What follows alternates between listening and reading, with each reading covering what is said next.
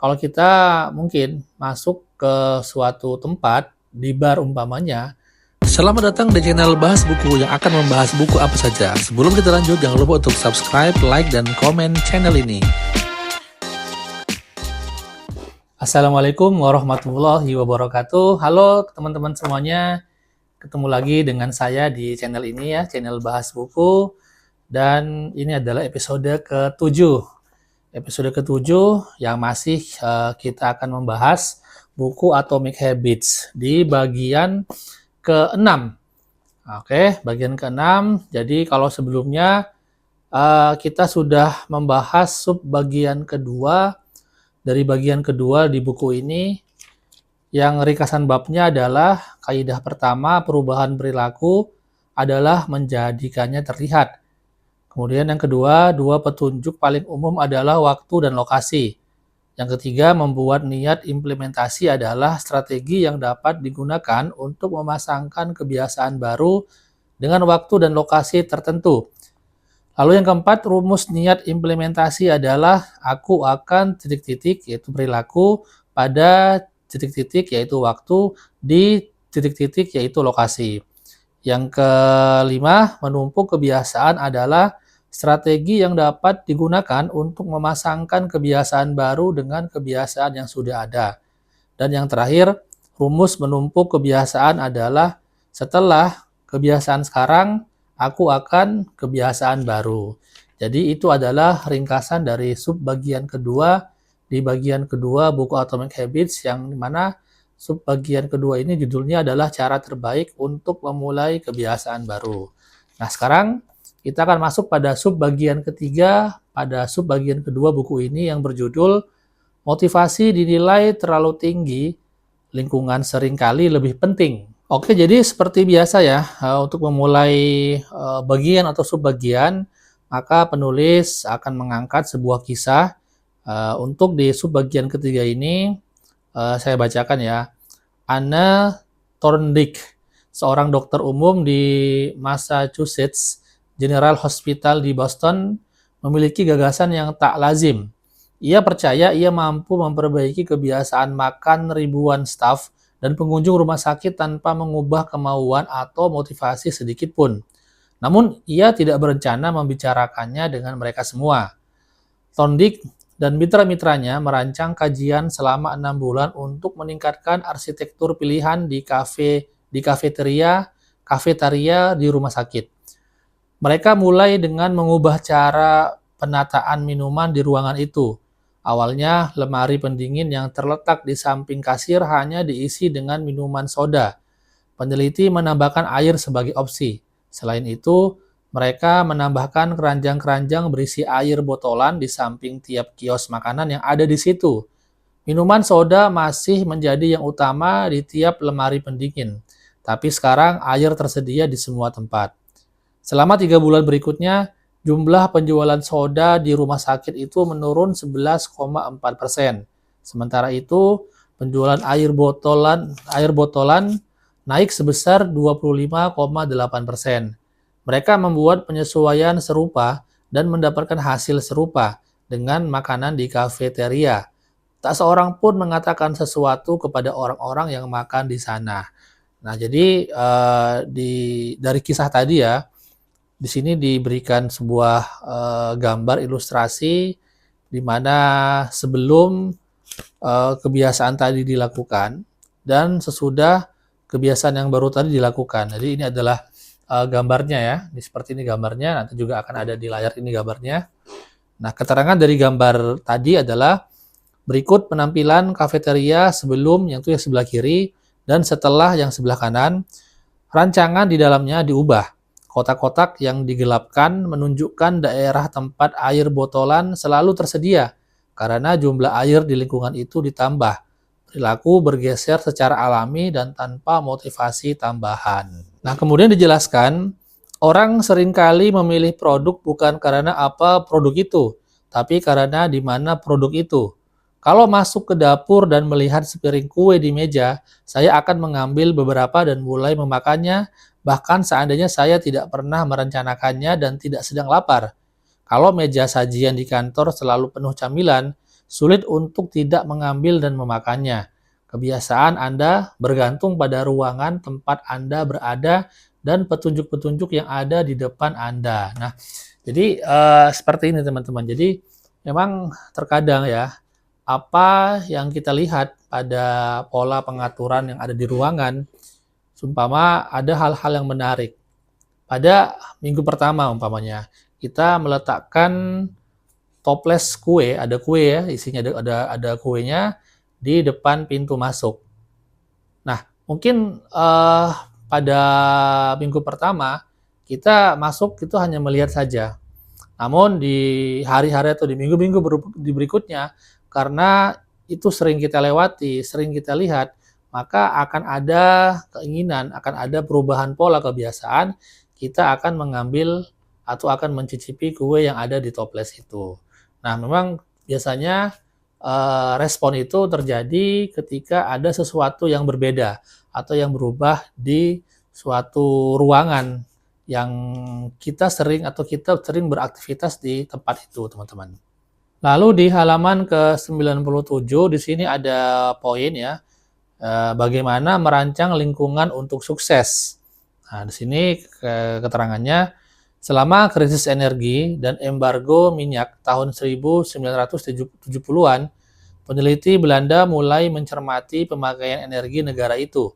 Di kawasan hunian pinggiran dekat Amsterdam, mereka mendapati sebagian penduduk menggunakan energi 30% lebih sedikit daripada tetangga-tetangga mereka. Padahal ukuran rumah mereka sama dan mereka mendapat jatah listrik yang sama pula. Ternyata rumah-rumah di lingkungan ini hampir identik kecuali dalam satu hal, yaitu lokasi meteran listrik. Ada yang menaruhnya di ruangan bawah tanah, yang lain menaruhnya di atas, dekat pintu masuk. Seperti bisa Anda perkirakan, rumah-rumah dengan meteran listrik di dekat pintu masuk menggunakan listrik secara lebih hemat. Ketika pemakaian energi mereka jelas dan mudah dipantau, orang mengubah perilaku. Setiap kebiasaan dimulai dengan petunjuk dan kita lebih mungkin melihat petunjuk yang menonjol. Sayangnya, lingkungan tempat kita hidup dan bekerja seringkali memudahkan kita untuk tidak melakukan aksi tertentu karena tidak ada petunjuk yang jelas untuk memicu perilaku. Mudah untuk tidak berlatih gitar ketika gitar itu tersimpan rapi di lemari.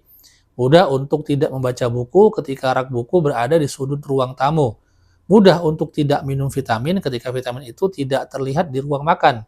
Ketika petunjuk-petunjuk yang memicu suatu kebiasaan samar atau tersembunyi, petunjuk-petunjuk itu mudah terabaikan. Nah, ini sama seperti yang tadi saya sampaikan ya di awal terkait dengan kue yang ada di dalam toples kue yang diletakkan di dekat pintu. Ketika sesuatu hal itu yang menonjol, maka itu akan secara otomatis akan menjadi hal yang selalu kita perhatikan. Seperti tadi juga diceritakan barusan, ketika meteran listrik itu diletakkan di depan pintu rumah, maka kita akan mudah untuk memantau itu. Ketika ini penggunaan listriknya melebihi daripada kapasitas, kita bisa mengontrol meteran itu untuk tidak berfungsi secara maksimal lagi. Nah, kalau meteran listrik diletakkan di bawah tanah, kita tidak bisa memantau secara langsung. Maka kita untuk melakukan sebuah perubahan itu agak sulit, teman-teman. Nah, jadi sesuatu yang menonjol itu bisa memicu kita untuk membuat suatu kegiatan atau kebiasaan baru yang lebih positif. Selanjutnya di halaman 99 di sini diberikan ya beberapa cara untuk merancang ulang lingkungan. Ya, menjadikan petunjuk-petunjuk untuk kebiasaan-kebiasaan yang lebih Anda sukai lebih nyata. Yang pertama adalah, jika Anda ingin tidak lupa minum obat tiap malam, taruhlah botol obat Anda tepat di tempat Anda biasa minum obat. Yang kedua, jika Anda ingin berlatih gitar lebih sering, taruhlah gitar Anda di tengah ruang santai. 3. Jika Anda ingin tidak lupa mengirimkan ucapan terima kasih, taruhlah alat tulis di meja kerja. Yang keempat, jika Anda ingin minum air putih lebih banyak, isilah beberapa botol air tiap pagi dan taruh di beberapa tempat di seluruh rumah. Nah, ini juga sama dengan yang tadi ya. Suatu hal itu kalau kita sering kita lihat, sering kita perhatikan, dan itu menonjol di setiap pandangan kita, maka itu kita akan mudah untuk melakukan hal yang akan kita lakukan. Seperti tadi contohnya adalah minum obat. Kalau kita meletakkan botol obat di dekat atau di tempat biasa kita minum obat, maka ketika kita melihat hal itu tanpa dengan refleks kita akan segera meminum obat itu karena kita langsung melihatnya. Itu pun dengan gitar tadi. Karena kalau kita meletakkan gitar mungkin di tempat yang tersembunyi, di dalam lemari atau di atas lemari, di tempat-tempat yang tersembunyi, kita mungkin tidak akan ada refleks atau keinginan untuk bermain gitar. Tapi kalau gitar sering kita letakkan di ruang keluarga, di tempat-tempat yang mudah untuk kita lihat dan kita jangkau, maka secara refleks pun kita akan memainkan gitar atau mengambil dan memainkan gitar itu, teman-teman. Nah, di sini penjelasannya, bila ingin menjadikan suatu kebiasaan penting dalam hidup Anda, buatlah petunjuk agar hal itu menonjol di lingkungan Anda. Perilaku yang paling persisten biasanya mempunyai lebih dari satu petunjuk. Bayangkan betapa banyak cara berbeda untuk membuat seorang perokok tergerak untuk mengambil sebatang rokok, mengendarai mobil, melihat seorang teman merokok, merasa stres dalam pekerjaan, dan sebagainya. Jadi itu adalah penjelasannya. Memang kalau kita ingin menjadikan sebuah kebiasaan penting itu bisa terus kita lakukan, maka kita jadikan suatu hal itu menjadi penonjol atau kita membuatkan suatu petunjuk yang menonjol.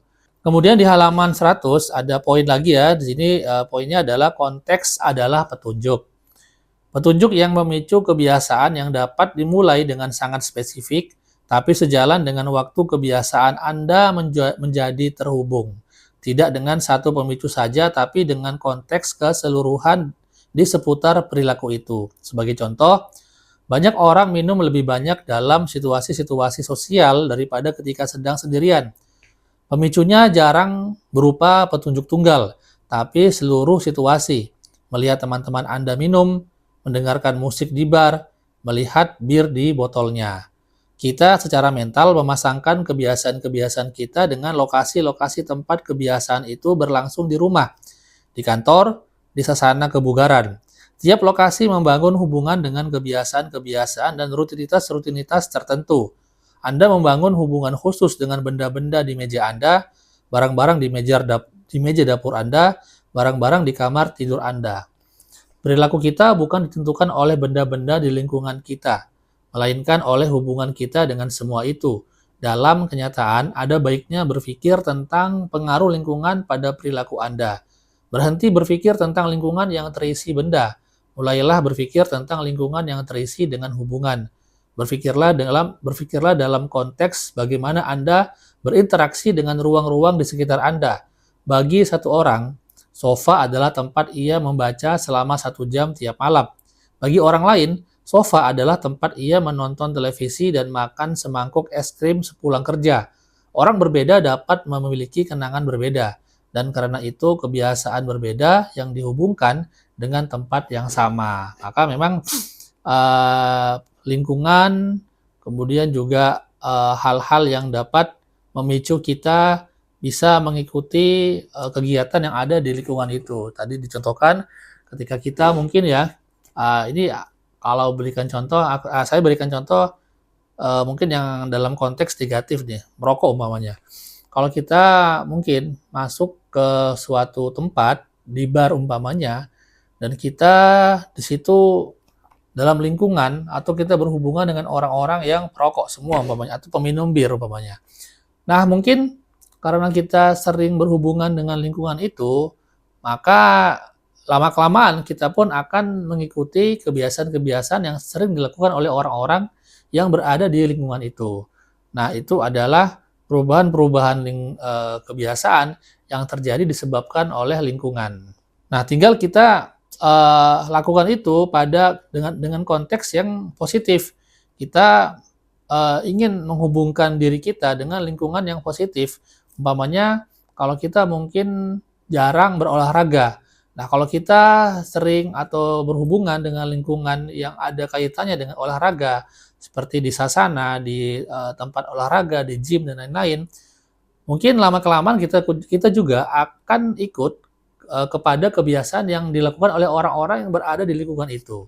Nah, tinggal kita meletakkan diri kita kepada situasi dan keadaan yang lebih positif. Nah, teman-teman, jadi itu tadi adalah ya sebagian dari yang ada di sub bagian ketiga dari bagian kedua buku ini yang berjudul Motivasi Dinilai Terlalu Tinggi, Lingkungan Seringkali Lebih Penting.